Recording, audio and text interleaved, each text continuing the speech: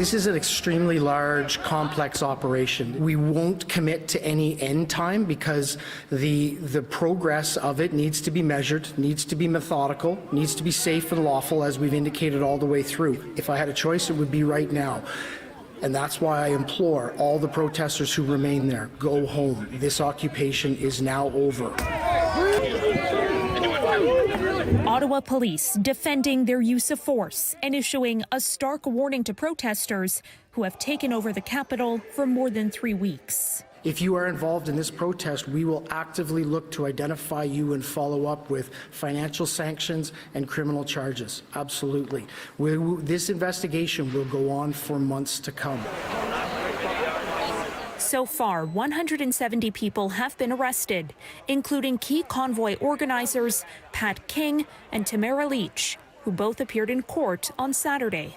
What's that? You're under arrest, sir. For what? King, who live-streamed his own arrest Friday, will remain in jail until a bail hearing early next week.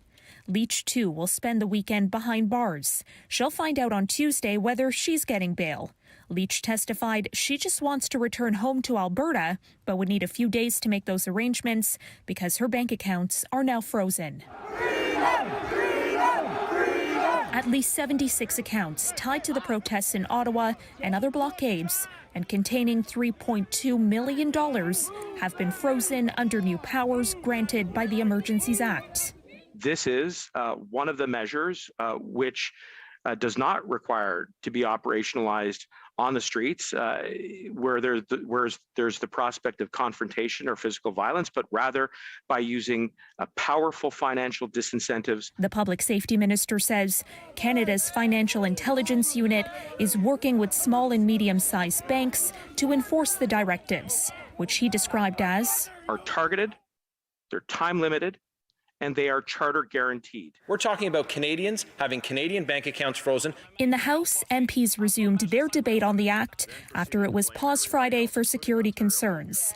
The back and forth keeping to party lines, with the Bloc and Conservatives calling it government overreach and unnecessary to clear the protests, pushing the NDP to join them.